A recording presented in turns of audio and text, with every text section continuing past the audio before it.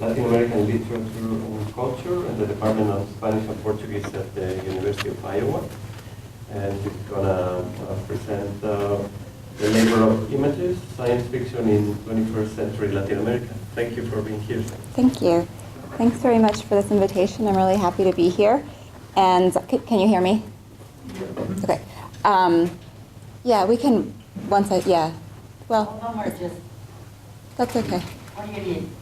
It's more what you guys need to see the images. I know them, so what, That's good. That's good. yeah, okay, and I guess we can adjust it.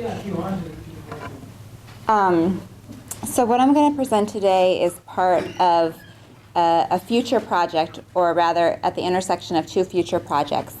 So I'm currently organizing a conference on global science fiction cinema at the University of Iowa with a colleague in Asian and Slavic languages and literatures and cinema and comparative literature. And we're also teaching a course under the same title, Global Science Fiction Cinema, together. And we hope to co-edit a volume of the conference proceedings. And at the same time, I plan to write a second book on representations of labor in contemporary cinema. So I really see what I'm going to read today as sort of the intersection of two different things that I'm working on. And it is a work in progress, and I really do welcome any critiques or questions that will help me think through it better. The labor of images, science fiction in 21st century Latin America. Science fiction cinema is uniquely poised to imagine and explore experiences of work. As a genre, it has most insistently staged the encounter between human and machine, an encounter that simultaneously foregrounds the value and precariousness of human labor.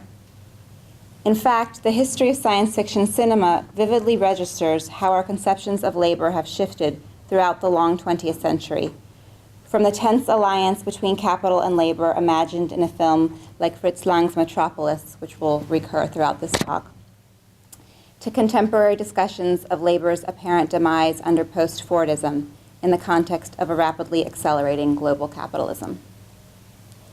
In the Latin American context, what is the role of cinema in imagining the future of labor? In order to explore this question, I will analyze here two contemporary dystopic science fiction films. First, Argentine filmmaker Esteban Sapir's La Antena from 2007, and secondly, the Latino filmmaker Alex Rivera's Spanish-language film Sleep Dealer, a U.S.-Mexico co-production from 2008, so they're more or less contemporaneous. Strikingly different in their aesthetics, both Sleep Dealer and La Antena reflect upon shifting and uneven modes of labor, from the heavy modernist moment to the flexible light or liquid model of the contemporary period. Despite their vast differences, the two films converge in their attempt to reimagine the factory, the locus for modernist science fiction, in the context of our postmodernist, post-Fordist moment. For Marx, capitalist exploitation renders alien the product of the worker's labor, estranging him.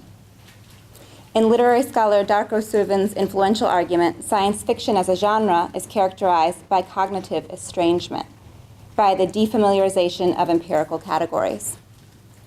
The genre's cognitive estrangement, I suggest, also implicates the doubly estranged labor that emerges under global capitalism, where workers are increasingly geographically displaced not only from the products of their labor, but also from the home and protectionist state, a result both of the erosion of modernist contracts and the promises and perils of new technologies.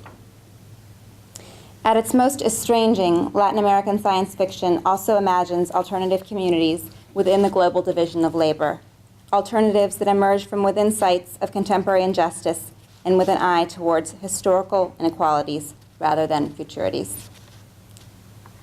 During the modernist period, films such as Fritz Lang's Metropolis, which I mentioned, Vertov's Man with a Movie Camera, and Chaplin's Modern Times, which were all made within a 10-year period, the late 20s to the mid-30s, were fascinated by machines, even when they ostensibly represent the alienation of labor. Metropolis, for example, opens with a montage of working machines. Here, valves and pistons, gears and pulleys operate at both the aesthetic and thematic levels. Three features, I suggest, provide a taxonomy of the embodiments of labor in modernist cinema. First, the presence of the machine in these films is also the cinema's own fascination with itself as a machine. And I've been very influenced by J.P. Tellett's book, A Distant Technology, Science Fiction Film in the Machine Age, which is a really interesting work to think about modernist science fiction cinema. Second, the relationship between man and machine is of an antagonistic complementarity, predicated on the former, man, dominating the latter, machine. As Donna Haraway showed in her groundbreaking Cyborg Manifesto, in the modernist imagination, the monstrous monumentality of the machine could be tamed by its ultimate dependence upon the labor of man. Thirdly, modernist cinema also proposes a potential, if problematic, alliance between labor and capital, often represented, as in Metropolis, through a vertical hierarchical mise-en-scène. So I'll just show a few images that will sort of evoke the later films that I'm going to be showing you stills from. This is Metropolis. This is Man with a Movie Camera. This is sort of a euphoric depiction of cinema and labor alliance. This is also Man with a Movie Camera. And this is, of course, Chaplin's Modern Times, which there's a really interesting recent work by Michael North called Machine Age Comedy that talks about the inauguration of a new kind of comedy in the modernist period through the relationship between labor and machine. And this is another still from Metropolis that shows you how the relationship between labor and capital tends to be verticalized, spatialized as a vertical hierarchy, which is something that's going to change in the period that I'm looking at in this talk. So in contrast to what Zygmunt Bauman has described as the heavy or solid modernity of the modernist period, contemporary cinema suggests the light, fluid character of the postmodern period. Capital-labor relations, Bauman argues, are currently marked by a disjuncture, with the increasing mobility of capital dependent upon the increasing lack of mobility of labor. While the former is legally sanctioned as flexible and liquid, the same cannot be said for labor, except for the increasingly common predicament of flex time, both symptom and example of the laborer's increasingly unmoored relationship to the workplace. As nationalist protectionist models, including the Fordist model and its populist manifestos in Latin America, became eroded in the 70s and 80s, the location of both capital and labor has become more dispersed and uprooted. And since at least the 80s, science fiction cinema has imagined this increasingly dispersed network, often through metaphors of grids or networks, of a shape-shifting capitalism more difficult to pin down or embody than in the earlier period. As a result of these changes, the fascination of the machine age in contemporary science fiction cinema, and I would argue in cinema more broadly, can only be ironic or melancholic. In Esteban Sapir's La Antena, the eclipsed possibilities of the machine age, decadent and monumental, become revisionist materials both in terms of the plot and in the film's mise-en-scène. In Sapir's homage to Metropolis, his protagonists undergo a pilgrimage to the factory, now depicted as the ruins of the promise of industrial and technological progress, an image of the post-industrial space very dear to contemporary science fiction. La Antena interests me for the way in which it turns our gaze to the cinema of the early 20th century and its relationship to the laboring body, with the goal of recuperating the failed possibilities of this earlier era and of defamiliarizing the present. Set in a future world in black and white and almost entirely silent, and this was a few years before The Artist, which has generated so much buzz for being a, oh my gosh, a silent film in the 21st century. Sapir's film imagines the fate of artistic production and dissent in a world dominated by the culture industry, by television in particular. It opens in Ciudad X, in which all citizens have lost the power of speech. Deprived of their voices, they communicate through words that float from their mouths and acquire a material presence that recalls, in certain moments, the experimental poetics of various Latin American and global avant-gardes. The protagonist, named simply Padre, has been fired from his job along with his own father, Abuelo, by the enraged Señor TV, the dictator empresario who runs the city. Señor TV exercises his power like so many dictators through a mouthpiece, in this case, the seductive, faceless figure known simply as La Voz, the only inhabitant of Ciudad X capable of speech. Her singing, broadcast through television, bewitches the city's viewers and listeners. So here's La Voz. You can see she has no face. And there's multiple shots of the experience of spectatorship in the film and the multiplying of television screens, which is sort of a visual motif throughout the film.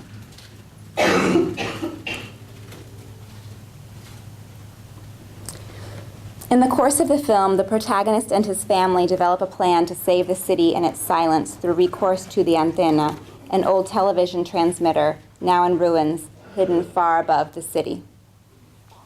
And this is the antenna that gives the film its title.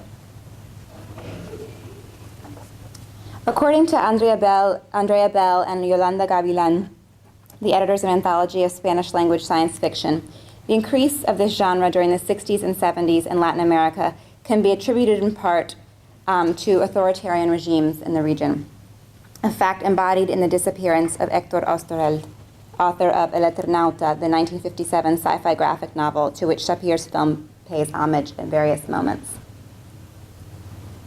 So here's some images from El Eternauta. It's a dystopic, probably the most famous Argentine sci-fi text, and one of the marks of its dystopia is that the city of Buenos Aires is blanketed in snow, which also occurs in the film La Antena.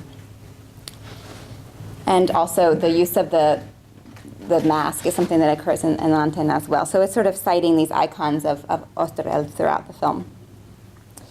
With its telescoping of different historical moments, Sapir's film asks us also to consider how the dictatorships of the Southern Cone paved the way for the neoliberalism of the 90s and early 21st century. This link between the market's reign and state terrorism is rendered hyperbolic in the figure of Señor TV. When the father and the grandfather are fired, for example, we see a close-up of their photo ID cards along with a serial number and a stamp with the word retirado, an image that refers simultaneously to different types of totalitarianism in which the protagonists are disappeared by being expelled from the world of the market. These images are pointedly, insistently unsubtle, invoking the striking images of both the agitprop of the historical avant-gardes and the popular graphic novel genre, including Oesterheld's. With them, the film declares its explicit allegiance to both Metropolis and Adorno and Horkheimer's Dialectic of Enlightenment, one of the first texts to link mass media manipulation to totalitarian impulses.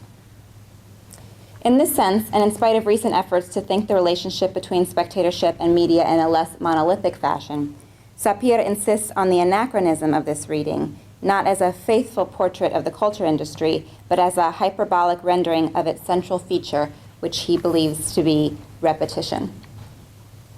Rendering the metaphoric literal, a strategy that both fantastic literature and cartoons have in common, the film thinks the uncanny connections between authoritarianism and the market.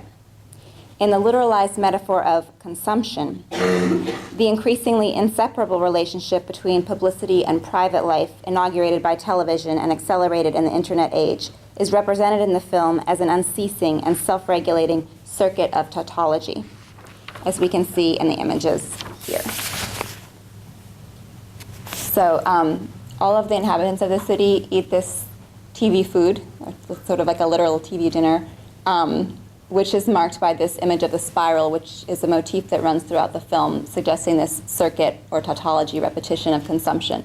And in these two stills, two mothers, working mothers, bring home food to their children, and it's the same food, and it's that spiral-shaped cookie which people are seen to be eating as their only source of food. For the inhabitants of Ciudad X, consumption itself has become another form of labor. But it is through the shots of the antena itself where we find the film's elliptical relationship between cinema and labor, or between the film's diegesis and its meta-cinematic reflections on its own means of production as a film. Here, as in the modernist cinematic imaginary to which Sapir is self-consciously indebted, small bodies are juxtaposed with enormous machines, replete with impressive gears and levers. So this is an image from the antena. And just to kind of, again, show how it's citational, this is an image from Metropolis. This is an image that we've seen from modern times, so we can see the way in which the film is interested in hearkening back to the relationship between human body, labor, and machine. However, it is precisely in the citation of these precursors where we find the distance that makes Sapir's critique, along with the film's defamiliarizing aesthetic, possible. For La Antena distances itself, with a great degree of melancholy, I think, from the alliance among cinema, work, and the possibility for a new society implicit in these modernist films. Seen from the present, the fragile human body working in tandem with the industrial machine produces a certain nostalgia for a labor not entirely eclipsed by mechanization, constituting an example of what Daniel Rosenberg has labored future nostalgia, or nostalgia for certain lost possibilities of a futurity that would imagine a collective labor of worker and cinema. In the sequence where the protagonists travel to the antenna, these machines seem to us enormous, estranging, literally otherworldly. And in order to get to the antenna, it's located, again, this vertical sort of mise-en-scène above the city, and they travel, and then there's an homage to Méliès's trip to the moon, and then they arrive at this abandoned ruin of sort of industrial progress. So it gives it this sort of fantastic, almost time travel as well as space travel dimension. Indeed, the moment in which the father moves the lever to exploit the potential of this monument, so I'm referring to this moment, in ruins, is almost fantastic. Manual labor itself, the film suggests, has become reautized in the present. When the protagonists finally arrive at this mythical machine, their bodies are minuscule in relationship to its monstrous, decadent monumentality. In this sense, Sapir's film searches for an alternative grammar to construct a retro-future sci-fi based on the as-if. What would happen if we imagine the past not as the origin of our present, but as something that might have been otherwise? In this sense, there is a kind of mise en abîme between the labor of the protagonists and that of the film itself. Father and grandfather repair broken television sets. That's their job. They are low-level technical workers and pointedly not manual laborers. They are, moreover, dedicated to the rehabilitation of older technologies, just as the film is itself. Toward the beginning of the film, a close-up shows the street sign where the protagonists live, Calle Eclipse. And it's actually emphasized in several shots by the camera, and I would suggest that this eclipse has a couple of different meanings. On the one hand, it signifies the superposition of one object over another in order to hide it, which recalls the film's own superimposition of different media technologies and epochs. For example, television with silent film, which obviously can never coexist in any kind of conventional chronology. In fact, the film adopts an extensive taxonomy of early cinematic formal strategies, and I'll show you some examples of those. But just first I wanted to point out this is a shot from Sapir's first film, Picado Fino, which is sort of an homage to Eisenstein. If La Antena is an homage to Metropolis, this is sort of an homage to Eisenstein. And he, again, focuses on the word eclipse over and over again. I think he's very kind of fascinated by this word and what it might mean. But in terms of La Antena, the strategies that he uses are, for example, the obsolete iris shot, which is sort of a signature of silent film, the superimposition of surrealist images, and here I would also, in addition to the superimposition, call your attention to the fact that the hand is scarred, because I'll be mentioning the scar in a bit. Here we have a very sort of Buñuelian sort of eye, and also Vertovian sort of repetition of the eye. So these kinds of cinematic techniques, as well as references to Voyage to the Moon, Metropolis, Modern Times, Gilda, which is a film noir set in Argentina, so it's sort of, in postmodern fashion, piles on these different citational references. And so that's one way to understand eclipse, right? But I think there's another way to understand it as referring to that which has been eclipsed, what has been left behind but still persists in residual fashion, as in the after image. The technological dreams and nightmares of early cinema and its relationship to labor reemerge as a way of defamiliarizing our contemporary audiovisual media. In order to make the film, Sapir employed optical effects and toys proper to early cinema and the so-called pre-cinema, including dioramas, superpositions, mirrors, and this sort of desire to make things the way films used to be made is a kind of nostalgic desire. However, and as Sapir himself has also acknowledged, this return was not entirely possible, so he had to make compromises with new technologies, including green screens and digital effects, which also form part of the film's production. Even as the film laments the more artisanal and material modes of cinematic production, it recognizes the impossibility of such a return.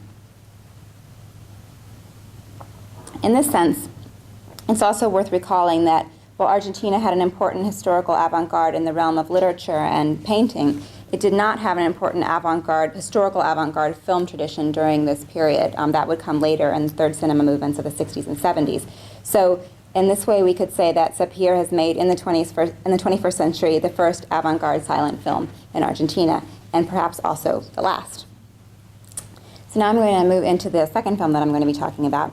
And if La Antena speaks of the future through the past, Alex Rivera's Sleep Dealer adopts an inverse process, speaking of the past through recourse to the future.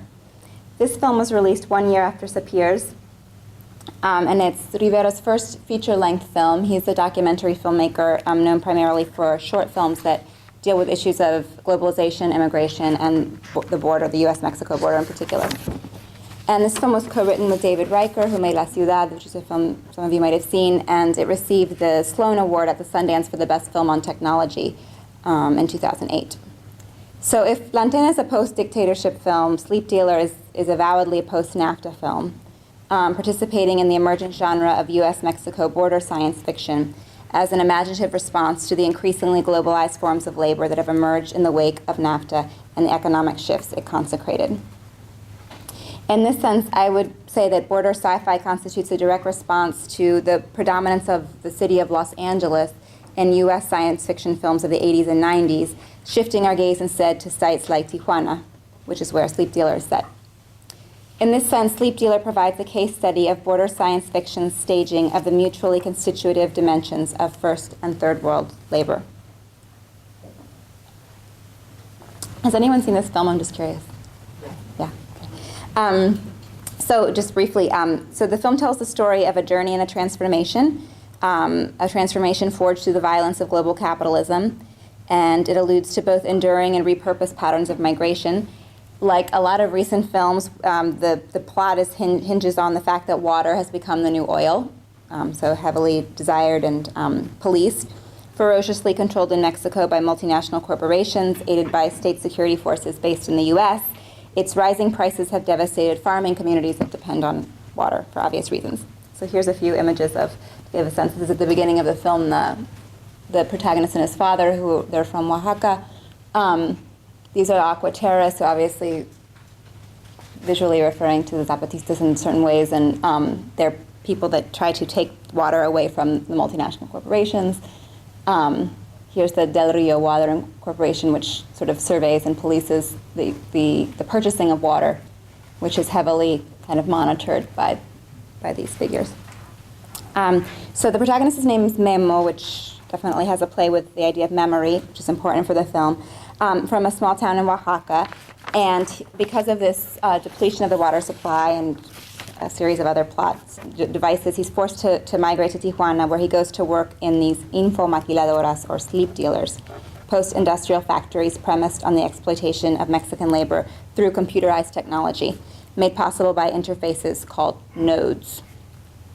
In this context, the material border between the U.S. and Mexico has been completely entrenched, rendering impossible any movement from south to north.